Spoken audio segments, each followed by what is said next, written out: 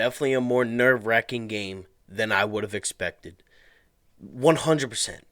But in the end, the Sixers get the win 141 to 136. Welcome back, everybody, to the 4 for 4 Philly Fan Podcast.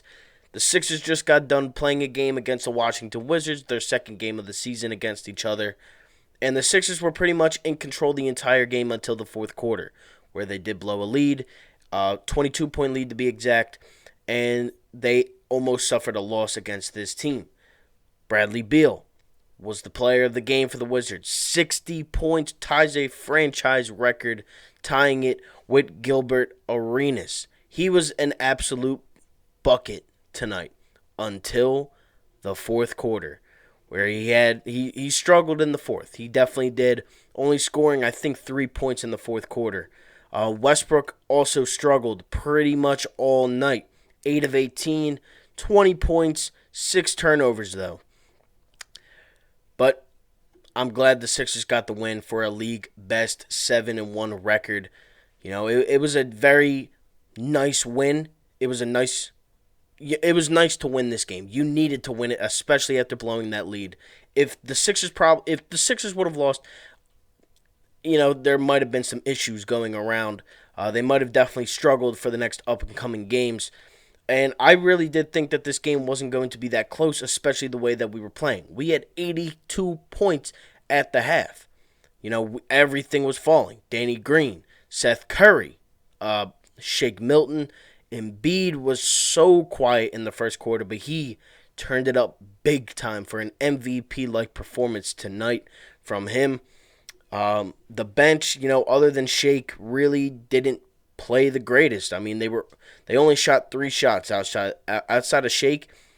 The team shot 3 times, and 2 of them were from Matisse, and then 1 was from Maxey. Dwight Howard didn't even get up a shot, and Terrence Ferguson got 18 seconds.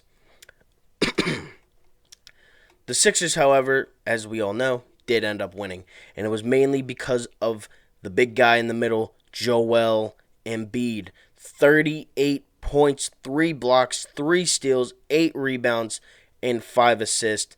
He was an absolute beast in the second half of the game. He shot 11 of 20 from the field, 36 minutes this game, 3 of 4 from the three-point line, which was great, and 13 of 13 from the charity stripe.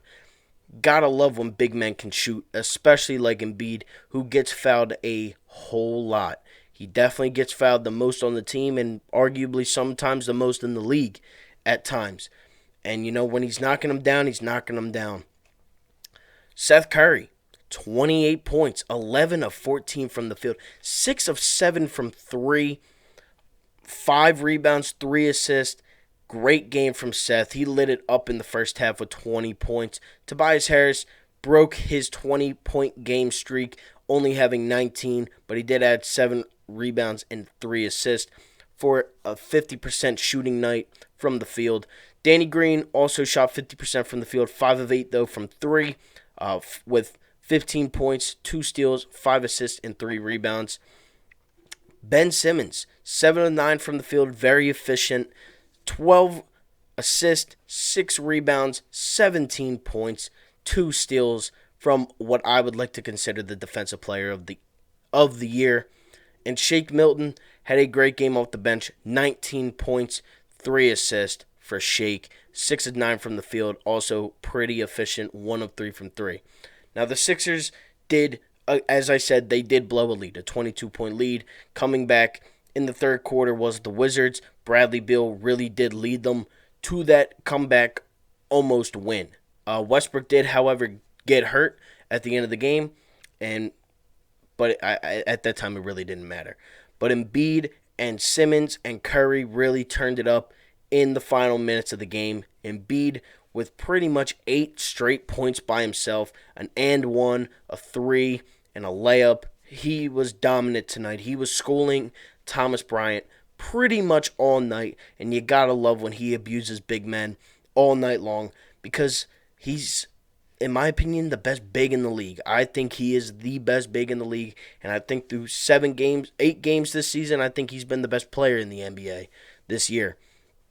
You don't go 7-1 without having, a great player. And Embiid and Harris they have been those great players, along with Simmons, Curry, and Danny Green. This is the third straight game now that they have had, double figures. 6 players in double figures tonight with Shake Milton as the sixth man. That's exactly what we need.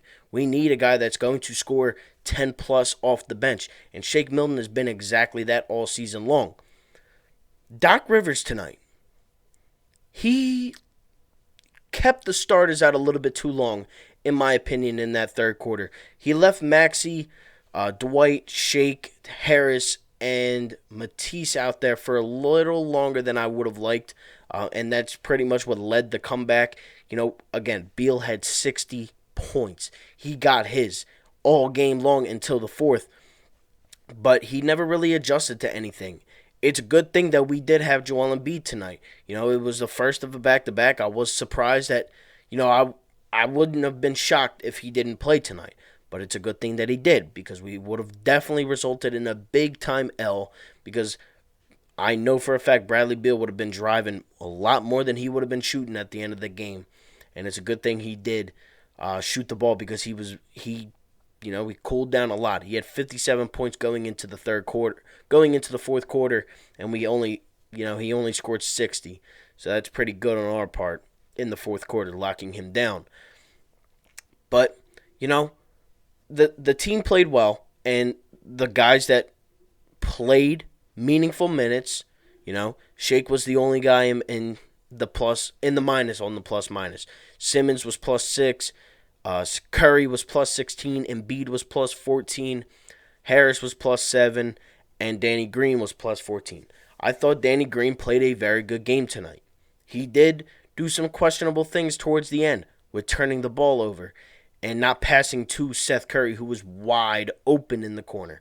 But, he's a vet, and a big reason why we won this game tonight was because of Danny Green and his defense ability at the end of the game. Also, Matisse got a block on Bradley Beal towards the end of the game when it was a little bit closer. I'm pretty sure it was only a 4 or 5 point game at the time, and Matisse Thybulle blocks Bradley Beal. He was pretty much getting clamped up the entire fourth quarter, which was a very good adjustment by Doc Rivers and Dan Burke and the coaching crew. But, you live and you learn. And I know for a fact that Doc Rivers is probably going to beat himself up over tonight, along with Embiid with his 5 turnovers. He actually already said it in his press conference. He pretty much said he turned the ball over a little bit too much. But as we see with Embiid, 3 steals, 3 blocks, he made up for it, along with his 38-point performance, 13 of 13 from the line. Gotta love God. I love Embiid. I mean, everybody should in this city. How can you not at this point? But we play the Brooklyn Nets tomorrow. No Kevin Durant, as we all know why. We know why. But, I still want Embiid to play. They beat Utah yesterday. Kyrie went off, had like 20-something points. They blew him out by like 40 points. So I expect the starters to be active for tomorrow's game. And, I'm hoping for another win. I want another win. 8-1 would be great. 7-1 is really nice now. We are the league best record. But tonight was a little bit scary, especially going into that fourth quarter when they, were trimming down that lead. I think we were up by 10 at the end of the third, and then they just chopped it down. But the team, once Embiid and the starters got back in, that's what they're getting paid the big money to do, and that's win games, and that's exactly what Embiid and Simmons did. They turned it up. A couple of and ones from Embiid, an and one to pretty much seal the deal from Simmons. It was a good game by our starters and Shake Milton tonight, point scoring wise. Dwight Howard also grabbed a few rebounds. I'm pretty sure he grabbed 4. He did. Maxey, 2 rebounds, 2 points. But it was a good game, but it definitely did not need to be nearly as close as it was.